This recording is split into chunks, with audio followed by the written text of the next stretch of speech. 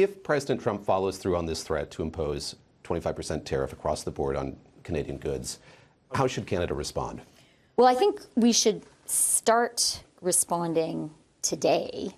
I think that we should publish for consultation a retaliation list. I think it should be massive, right? It should be $200 billion. That's not saying that we retaliate at $200 billion, but giving us like a menu, like a smorgasbord of choices. And we need to publish it now because when President Trump says America first, I believe him. And I believe that he doesn't care that much if Canadian politicians are jumping around, banging our fists on the table, etc.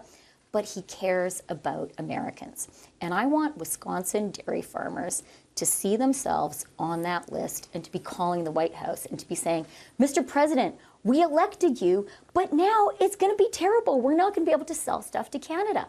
I want Michigan blue-collar workers who make washing machines in Michigan to see their washing machines on the list and to call up the White House and say, Mr. President, what the heck here? We love selling stuff to Canada. Do not do this. And the thing that I think can sometimes be missed, especially in how Americans think about this, is I think, if you will permit me, David, to put myself in the mind of Americans, yeah. I think you guys don't think about Canada very much. I think when you think about Canada, maybe you think about hockey, maybe you think we're quite nice, and we say please and thank you, and probably we say sorry a little more than you guys would. And I just don't think you think of us as major players. And that is fine with us. But what you miss in that calculation about Canada is uniquely in the whole world, we have economic leverage over you. You guys are not a big trading nation, but insofar as you export stuff, you sell it to your Canadian pals. We are a larger market for the United States than China, Japan, the UK, and France combined. So actually, we do matter for you. And one thing that I love about Americans is you guys have a true entrepreneurial spirit and commercial spirit. You are the guys who say the customer is always right. Well, guess what? We're your main customer. And I think Canadians now need to be reminding not so much the White House, but all those great Americans who sell us your great American stuff. And I think what we need to be saying is, we love your stuff. You guys make great stuff. That's why we buy so much of it. And really, don't you want to keep selling it to us? A criticism I hear of your approach is by doing this, by coming up with that menu or that long list, you're going to further raise the hackles of President Trump. You're kind of putting more of a target on your back. What do you say to those critics who argue that? You know, I have a lot of respect for President Trump. I think he has been throughout his career underestimated. I think he is a really smart guy. And one of the things that I've observed is I think he's going to be smarter in this administration than he was in the first one. I have good relations, this may surprise you, David, with a lot of people close to the president. One of them actually was in my house here in Toronto for supper a few weeks ago. Can I divulge who this is? I'm not going to tell you. No, of course I'm not going to tell you. He won't come back for supper, right? But he said, the president has spent, since the election, weeks and weeks and weeks hanging out with really smart people. And he has some really good and clear ideas. So I take the president very, very seriously as a smart guy, actually with a clear world view. I also observe his negotiating style. And what I observe, which I think everybody sees, is this is not a guy for whom weakness is attractive. I would say for President Trump, weakness is a provocation. I think capitulation is not a negotiating strategy with him.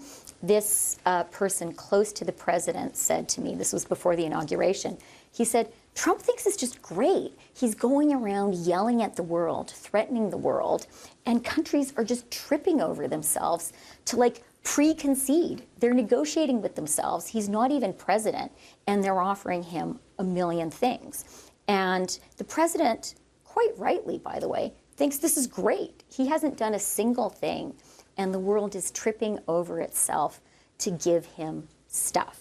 Now, I truly believe that Canada and the United States today have a really fabulous, mutually beneficial, win-win productive relationship. And I think we need to and should have that in the future. No less a president than Ronald Reagan described our relationship as the best, most productive relationship over a long period of history of two countries in the world. So I think a win-win is possible, essential.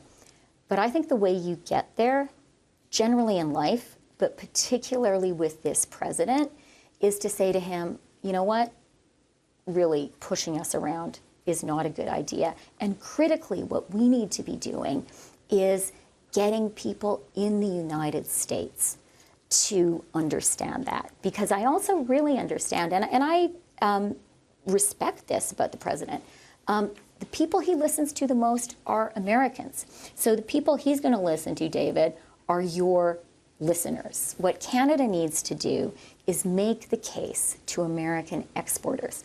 Make the case to American business leaders, people who are watching the stock market, as President Trump does very carefully, that actually you have a great relationship with Canada.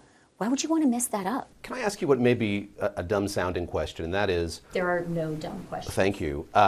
What does President Trump want? Here we are just a few days away from this February 1st deadline that he's put in place. He's talked a lot about traffic of drugs. He's talked about immigration. Do you have a clear sense of what would have to happen for him to forego putting those tariffs in place? No, that is not a dumb question at all. It is an excellent question. And I am not going to presume to know what President Trump wants. I think that that is up to him and the very smart people around him to say. But based on past behavior, based on what we're seeing, I think President Trump is seeking to accomplish three things. First of all, he would just like Canada to negotiate with itself as much as possible, and he'd like us to ante up tons of stuff. So that's number one. I think number two, what President Trump is trying to do quite intentionally is create uncertainty for investors in every country other than the United States. He wants to make investors, when they're thinking about where do you put the next dollar, to think, we have no idea what President Trump is going to do.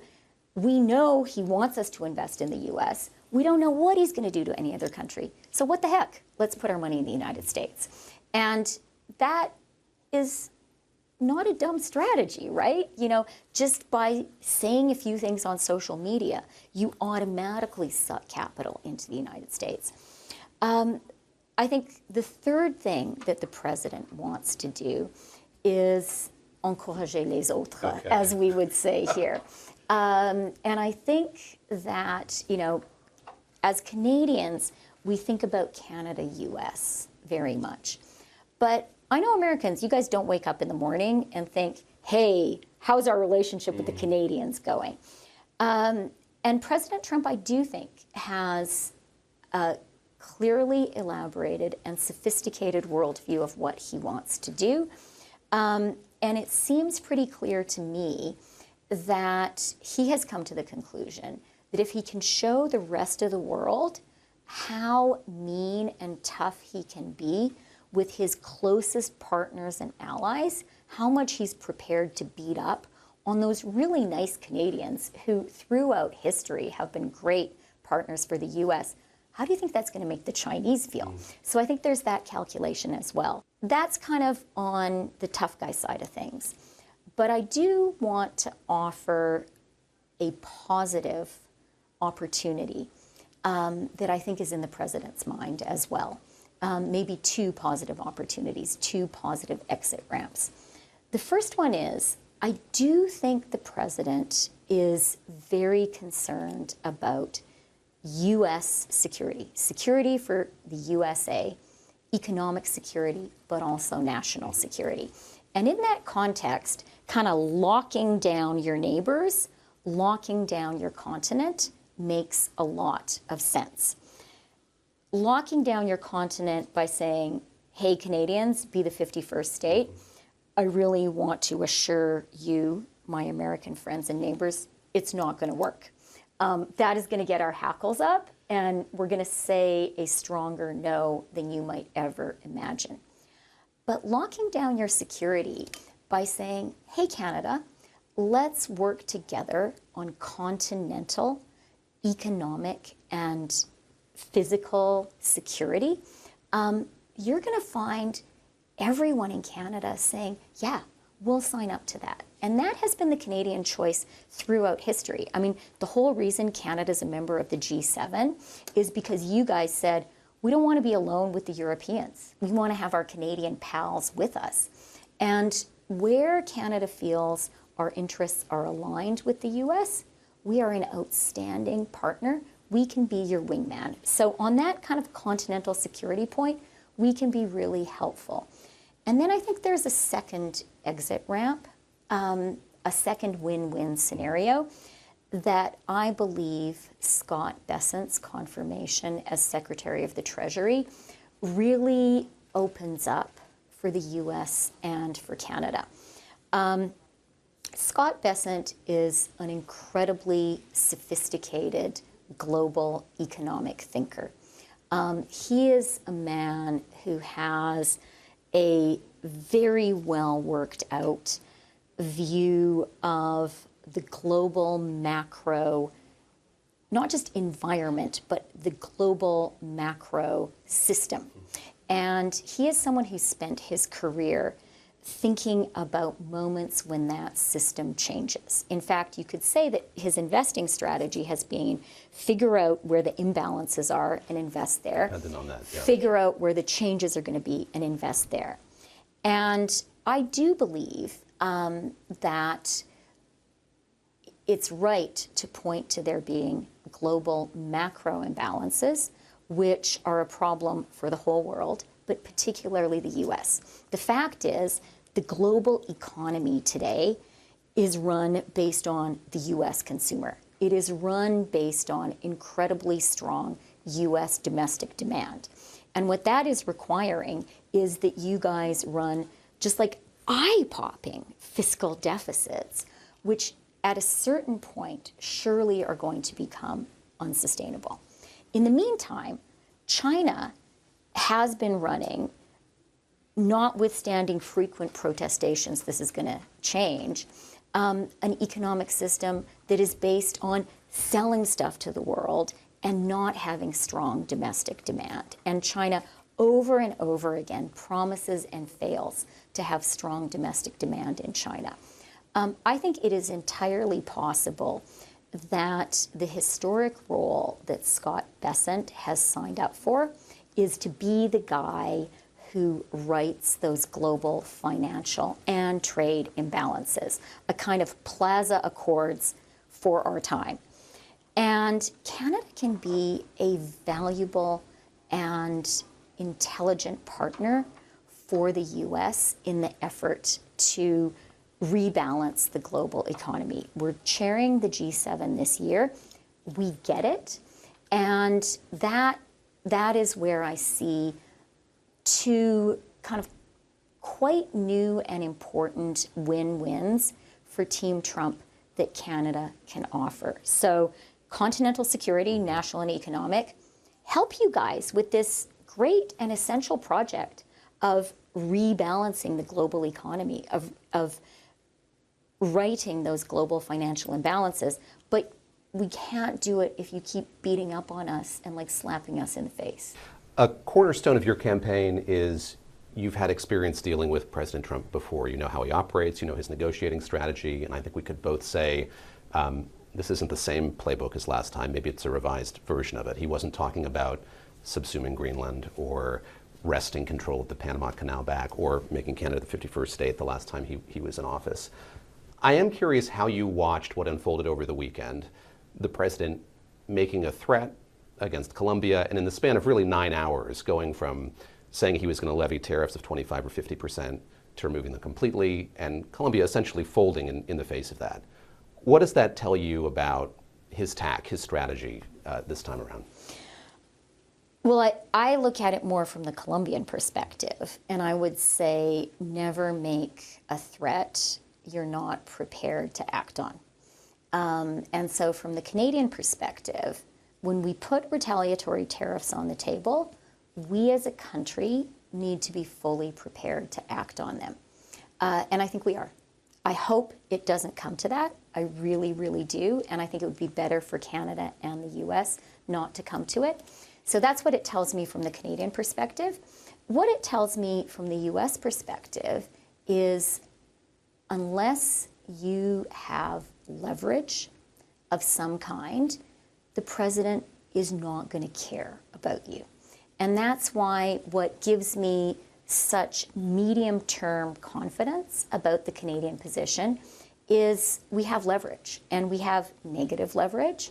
If you hit us, we uniquely, in the whole world, do have the economic capacity to hit back. And we also have positive leverage. There is a lot that we can offer you guys.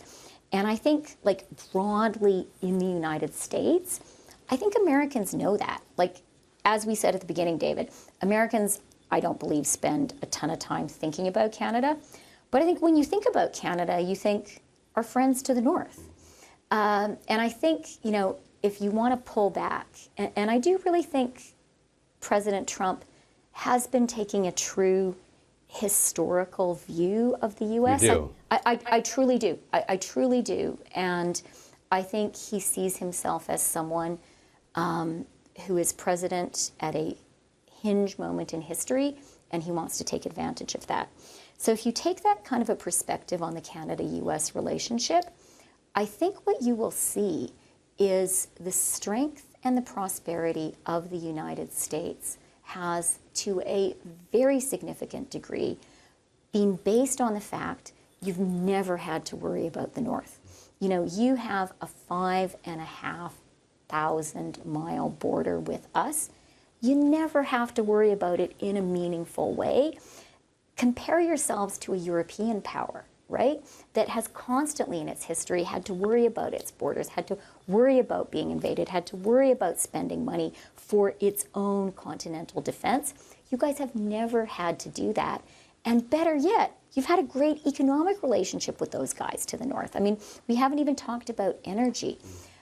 Energy security is a critical element of national security.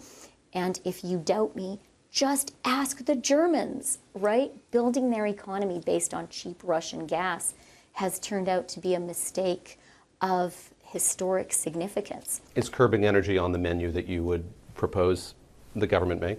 I think we as a country need to be prepared to use all the tools in our toolbox. I also think that we need to have a strategy which is united, strong, and smart. So any measures we take, we need to have the home team together. One of the things I learned, I was trade minister for a while.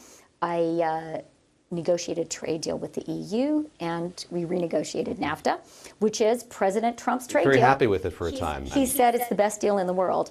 One of the things I learned, taught by Canada's brilliant professional trade negotiators, is the most important thing in a trade negotiation is be sure the home team is aligned. And that is a real priority for me. Maybe of less interest to your American listeners, but here in Canada, the place I would start is getting us all on the same page, working together. Well, let me ask you lastly about that before I move on to other topics. Do you feel that Canadians understand the gravity of this moment? And I saw the Bank of Canada was out with a projection that GDP could take a 6% hit if these tariffs go into place. You certainly know this Prime Minister well, have worked with him closely, and I wonder if you think that he and the government now is prepared to take the kind of hardline approach that you're advocating for here in the context of this campaign. Is your read that the government is approaching it with kind of a commensurate level of seriousness and, I guess, aggressiveness might be the word? You started by asking me about Canadians. Yes. And I think that is actually the most important question. And I am absolutely certain that Canadians understand how serious this is. Like, I've been traveling around the country a lot. As you may have heard, we have a campaign for the leadership of the Liberal Party right now. So I've been traveling around a lot, and everywhere I go, people come up to me on the street, in malls, on airplanes, in airports, and the first thing every single person says is, what are we going to do with President Trump? And be sure to tell them Canada is not for sale. Our sovereignty is not negotiable. So I think Americans are going to find that Canadians are more deeply patriotic than you may expect. We are not a country that, tends to always wear our flag on our heart and wrap ourselves in the flag. But I think now is a moment when you're going to see us doing it, and you're going to see us doing it, more in sorrow than in anger. You're going to see us saying, guys, we actually like you.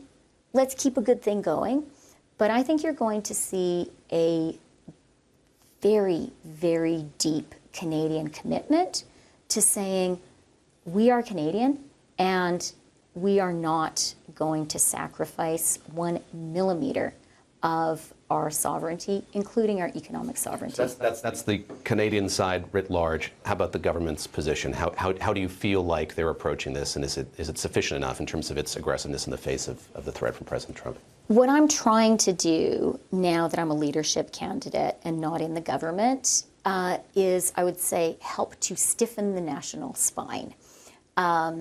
And I've been laying out some very clear negotiating ideas that we need to put forward, and I'm glad when I see them adopted by the government. I do have to say the premiers are playing a really important role.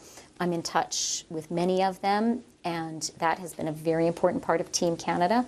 And I also want to give a shout out to labor leaders and business leaders. The way we succeeded in NAFTA 1 or in Trump 1 was by building a true Team Canada approach, which was premiers of provinces and territories across the country. It was business leaders, it was labor leaders, it was Indigenous leaders, and that's what we're going to have to do this time. I want to ask you about the letter that you wrote resigning from your post. It had this kind of seismic effect, certainly within your party and government. We felt it in the States as well. That's rare for a Canadian political event, isn't it? I heard a lot of people saying, wow, Canada, you're usually so boring. You've actually become interesting. But we're surprising ourselves by how interesting we've been huge, and we're here talking in part because of that. Obviously, this campaign is a result of that. Did you know at the time it was going to have that kind of seismic effect that it did? Oh, absolutely not. No. I mean, when I wrote my letter and published it, that was on a Monday, I assumed that on the Tuesday, Mark Carney would be sworn in as finance minister. And I think that's what the Prime Minister assumed too. Something that was in that letter was an impression that you need to do more to keep your fiscal powder dry. As you look back on the last 2 fiscal years, do you regret not doing more to kind of shore up the fiscal position of this country? Well, as you know, David, visiting us from the United States, Canada is in an outstanding fiscal position compared to you guys. I mean, you guys are looking at deficits 7+. We're looking at a deficit, 1 and a bit. And we have a AAA credit rating. Our debt to GDP ratio is the lowest in the G7, hugely lower than yours. So Canada, the fundamental fiscal position of Canada is strong. What I did believe in the fall, and this conviction became stronger first with President Trump's election and then with his 25% tariff threat, was that we had to, as a country, turn all of our attention to that threat. We had to recognize that President Trump was not just blustering. I'm one of the people who takes him very seriously and sees him as a very smart guy who has a thought-out plan. That is what I saw then. That is what I see now.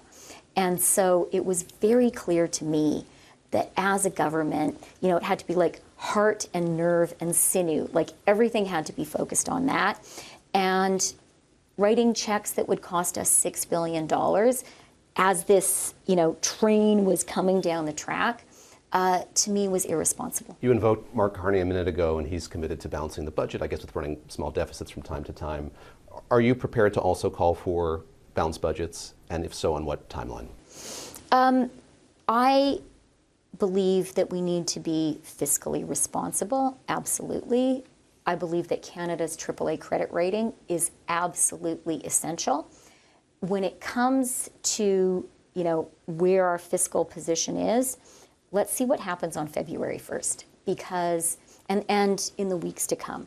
I do think when we talk about the impact of tariffs on Canada, I am medium term 1,000%, 1,000,000%, a Google percent, confident that that Canadians will stand up for Canada, that we will get through this, and we will get to a win-win position with the U.S.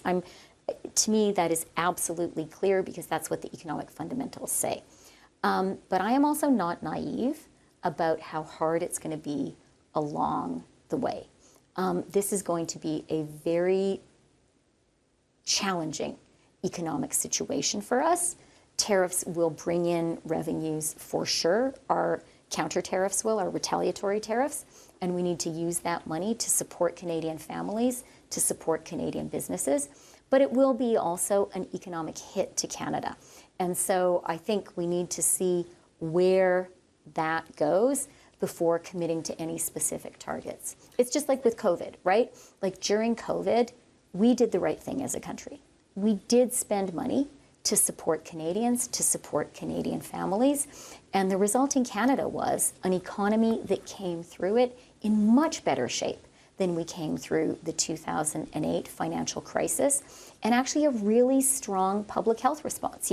If Canada had had US levels of mortality, an additional 70,000 Canadians would have died. That is the size of a Canadian city like Fredericton. That many people gone. So, yeah. I have a couple of questions about revenues, and the first has to do with the capital gains tax hike that you introduced and supported. You've since come back on that. It's not something that you support putting in place now, I gather, because of the context we're in, Donald Trump being reelected, the prospect of these tariffs. Part of that was raising revenue. I gather 19 billion Canadian dollars over 5 years. How do you replace that if that doesn't come to pass? So let me just start by saying, as I said about my views during the fall, I take President Trump really seriously, and I do believe we need to be building our policies given that new reality. I think as Canadians, by the way, we need to see some real opportunities in that new reality. So, there are some sort of hoary old chestnuts of Canadian public policy stuff that we all kind of know would be a good idea to do, but it's just so hard. So if you were a Canadian journalist, you would know interprovincial trade, the holy grail of every single Canadian public policy thinker. Very easy to say it's a good idea, hard to do in practice. Difficult to say, period. Yeah, there you go. Interprovincial trade. And easy to get the idea, right? Like if another country is threatening trade measures against us, maybe a good place to start is, let's trade with each other, for goodness sake.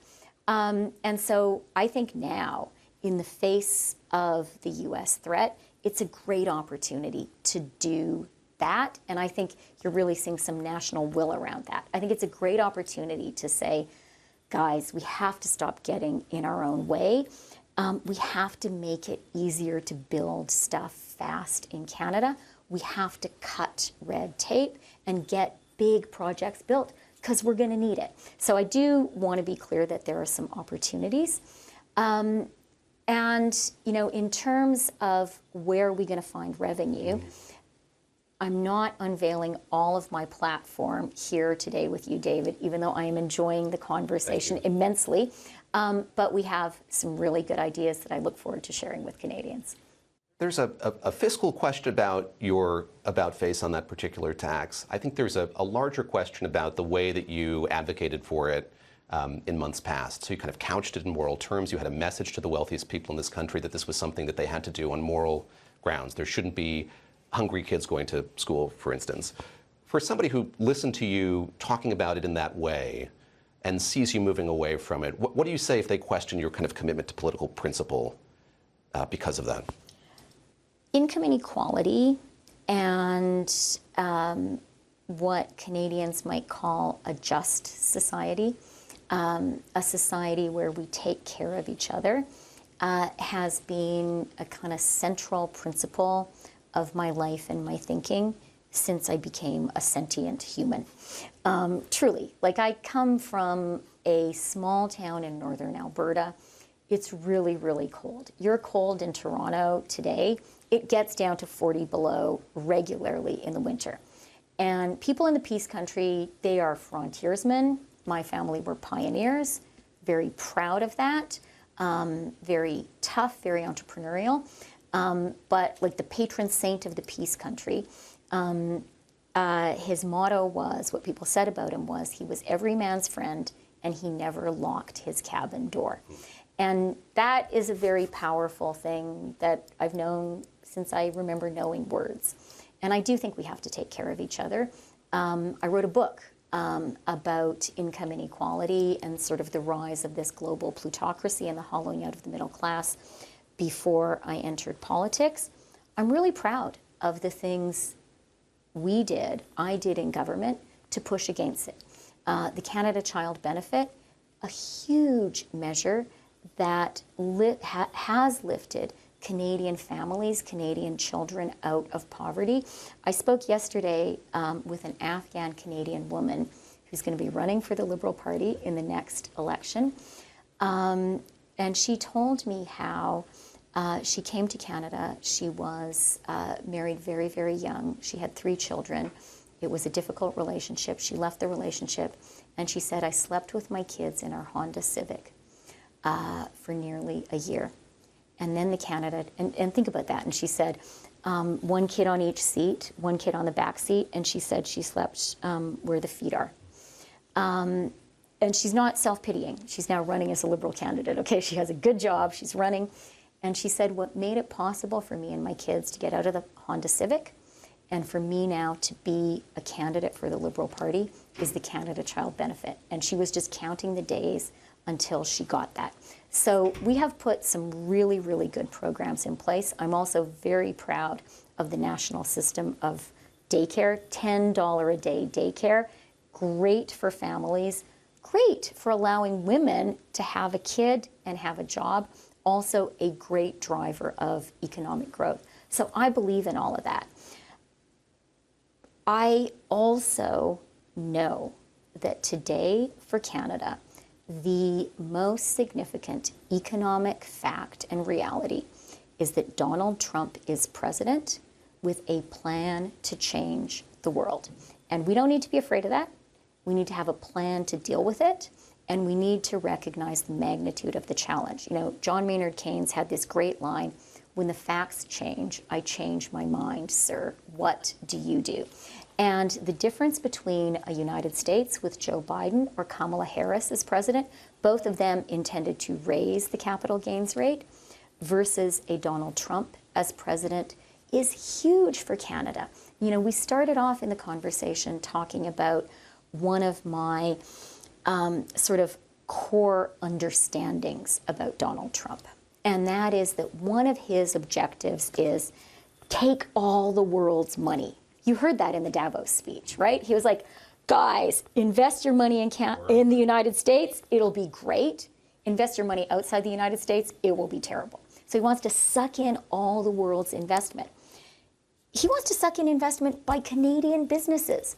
And for Canadians, it's the easiest thing in the world to invest in the United States. So we right now have to fight. We have to fight for Canadian jobs. We have to fight for Canadian businesses. We have to fight for Canadian investment. And that does mean we have to change our policies. And I do that without any apology whatsoever. I do that because we have to put the national interest first. Wrapping up here, let me ask you about the Liberal Party today, what it's going through, what this campaign represents, and I guess I'm bringing my bias to the table here, but thinking about what's happening within the Democratic Party in the United States after this election. Is it a fair parallel as they think about who their base of support is, who they represent, how big a tent they have? Are you and your party going through something similar undulations? That is such an interesting question. You're the first person who's asked me that question, and I'm glad you have because I think about it a lot. And I do think for us as a party, having this leadership race is incredibly healthy. We are seeing a surge of new memberships in the Liberal Party. We are seeing a surge of interest. We're having conversations that we haven't had before. One of the things that I really believe we need to do, and I'll leave it to you to judge and your listeners whether Americans need to do it too, is where I think the right has been effective in recent months and years, is in finding ways to connect with its own grassroots supporters, in finding ways to make regular people feel that they were being listened to and that they were driving what the policies would be. I would say that our party had become less effective at that. I think inside our party, we had allowed the grassroots to atrophy. As a government, we functioned in a very kind of, star system, one-man band, decisions taken right at that apex and flowing down. For years. And that's not good for democracy. And, if I've been spending a lot of my time meeting with grassroots Liberal supporters and with Canadians who you might describe as Liberal curious. And, what I think, the hardcore Liberal supporters, what I've heard them say is, if the only time you talk to us is when you want us to write a check or knock on a door or put up a lawn sign, don't be surprised if we're disengaged. So I see this moment, certainly for us here in the political center in Canada, in the Liberal Party, as an opportunity to, with a huge amount of energy and conviction, reinvent how we are working as a party, to really listen to Canadians, to listen to Liberals, to say to them, you're the boss. You're the boss of the party. And to Canadians, you're the boss of the government. And these are kind of words that are easy to say. I think it's important to put in structures that make that the case. And so last week, I put forward some very specific proposals on reform of our party. One of them, maybe the most important one, is, I don't know about you, David, but a way to understand who your boss is to know who has the ability to fire you. And so what I have promised is, if I am chosen as leader, one of the very first things I will do is say to the party membership, I want you to come up with a mechanism for a leadership review. I want you to have the right and the tools to fire me. And I can assure you, when we give Liberal Party members that authority and that power, you will have a Liberal leader who is much, much more responsive to the grassroots of the party, and you will have a stronger and better party. And you know what? You will make Canadian democracy better. Quick follow-up to that. Could term limits have solved this problem? Clearly that was something that was preventing the party from thinking about who would come next and when. We are a strong and vibrant parliamentary democracy, and I don't think grafting features from a U.S. presidential system onto our own is really a good idea. No. But where I think you're driving at, I agree with, which is the leader cannot be the person who decides whether she or he continues in that role. We need to be sure the grassroots have much more authority than they have today. I think we need to be sure that caucus members have much more authority than they have today, which is how parliamentary democracies in the Westminster system work in other countries. So, and I do absolutely believe that it was wrong for the leader alone to be the person who decided whether he continued in government. Just kind of in the time horizon of this campaign, I'm very curious how you'll go about differentiating yourself from your closest rival here. So I look at your biographies. Grew up in Alberta, went to Harvard, graduate school at Oxford, government service, time on the international stage. What are going to be the differentiators between you and Mark Carney going forward here? Well, talking about, if we're going to start with the biography, I think there are some crucial differences. One is, I've been a politician, and politics is something that I think you need to, where experience helps. Margaret Atwood has this great line where at a dinner party, she was talking to a neurosurgeon, and the neurosurgeon said, I'm planning to retire soon, and then I want to write a novel. Do you have any tips? And she said, oh, that's so interesting, because I'm planning to retire from being a novelist, and I'm going to be a neurosurgeon. Yeah. Any tips for me?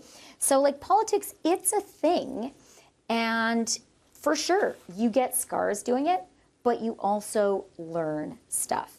And that particularly applies to dealing with other countries and dealing with tough negotiations. It is one thing to be a technocrat. It is one thing to be a bureaucrat, responsible only to your own bureaucracy and ultimately to your political masters. It is another thing to be an elected politician, responsible to your country and your citizens, and to go mano a mano with the tough guys of the world. That's something I've done. Canadians have seen me do it.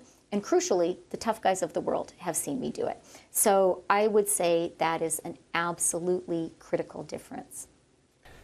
Last question. How determinative are these next few weeks going to be for Canada? Yes, in the context of this campaign, but as we're facing this February 1st deadline, in your letter you talked about the gravity of the moment. How do you see it in the context of history? Huge. I think we are at a hinge moment for Canada and also for the world.